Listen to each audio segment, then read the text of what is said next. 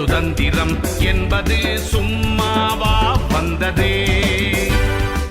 பிளாசி முதல் செங்கோட்டை வரை உரை ஓவியம் என்பது சும்மாவா வந்ததே. நீங்கள் சொல்வதை பார்த்தால் இந்திய மக்களிடம் தோன்றிய கொந்தளிப்பான சூழ்நிலையை சமாளிக்க அவர்களை அமைதி பேச்சு என்ற வகையில் திசை திருப்பி அவர்களின் வீர உணர்ச்சியை நீர்த்து போகச் செய்யத்தான் காங்கிரஸ் உருவாக்கப்பட்டதா தாயே? அதை நீயே புரிந்து கொள்வாய் மகனே. 1870களிலும் 1880 தொடக்கத்திலும் ஒரு பெரும் புரட்சி ஏற்படுவதற்கான சூழ்நிலை இருந்தது. ஆங்கிலேய அரசுக்கு எதிராக மக்கள் பெரும் மனக்கசப்பு அடைந்திருந்தார்கள். முக்கியமாக கற்றறிந்த பிரிவினர் கடும் வெறுப்புற்றிருந்தார்கள். அந்த நிலையில்தான் ரிப்பன், எல்பர்ட் மசோதா விவகாரங்கள் பெரும் பதட்ட நிலையை ஏற்படுத்தி இருந்தது. கற்றறிந்தோர் கூட்டம் மக்கள் இயக்கத்துக்கு தலைமை தாங்கி போராடினால் இந்தியாவில் ஆங்கிலேய ஆட்சி ஆட்டம் கண்டுவிடும் என்ற அச்சம் அவர்களிடம் தலை தூக்கியது.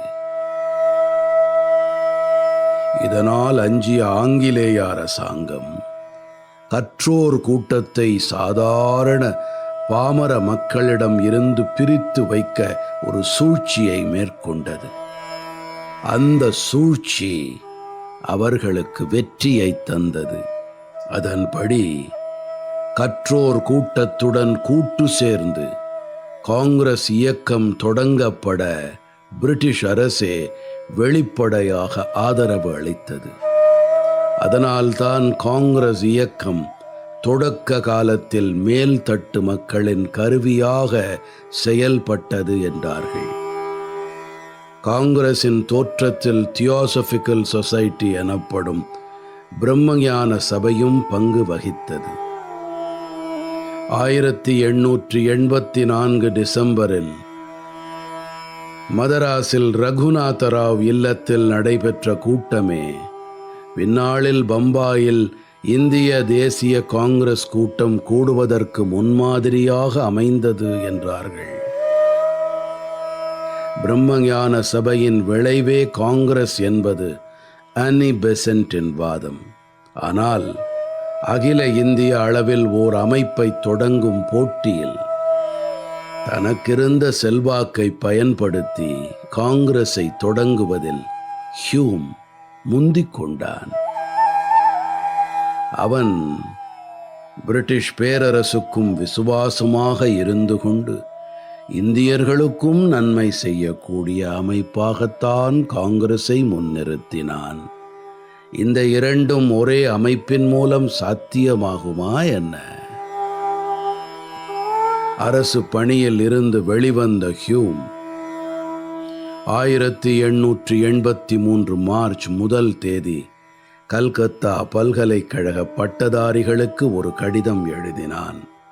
அதில் கடுகு விதைகளை போன்று 50 தன்னலம் கருதாது தியாக உள்ளத்துடன் செயல்படக்கூடிய இளைஞர்கள் கொண்ட ஓர் அமைப்பை நிறுவ வேண்டும் என்ற தன் விருப்பத்தை வெளிப்படுத்தினான்.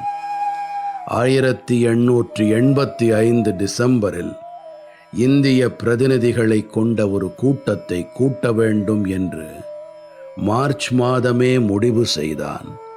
அதன்பின் இங்கிலாந்துக்கு சென்றான். Ripon, John Bright, R D. Reed முதலியவர்களை சந்தித்து பேசினான். தன் முயற்சிக்கு ஆதரவை நாடினான். இந்தியாவில் நடக்கப் போகும் மாநாடு குறித்த விவரங்கள் இங்கிலாந்து பத்திரிகைகளில் பிரசுரமாக ஏற்பாடுகளை செய்தான். இந்திய தேசிய யூனியன் என்பதுதான் ஹியூம் முதலில் சூட்டிய பெயர். அதை இந்திய தேசிய காங்கிரஸ் என்று பெயர் மாற்ற யோசனை சொன்னான் தாதாபாய் நவ்ரோஜி. முதல் கூட்டம் 1885 டிசம்பர் 28 பம்பாயில் கோகுல்தாஸ் தேஜ்பால் சம்ஸ்கிருத கல்லூரியின் மண்டபத்தில் நடந்தது. கல்கத்தாவின் பிரபல வழக்குரைஞர் உமேஷ் சந்திர பானர்ஜி என்ற WC பானர்ஜி முதல் தலைவராக ஒருமனதுடன் தேர்வு செய்யப்பட்டான்.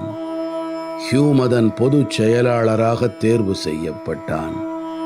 காங்கிரசின் அந்த முதல் கூட்டத்தில் ஆங்கில தேர்ச்சி பெற்ற 72 இந்திய பிரதிநிதிகள் கலந்து கொண்டார்கள்.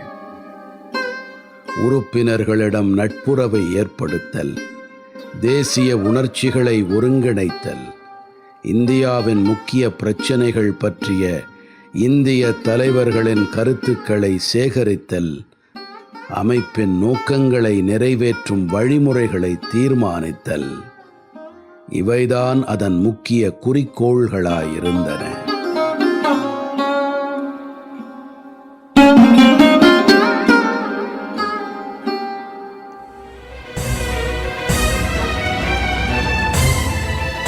பிளாசி முதல் செங்கோட்டை வரை உரை ஓவியம் கேட்டீர்கள். எத்தனை எத்தனை தடியடியை தாங்கினர், எத்தனை எத்தனை செக்கிழுத்து வாடினர்.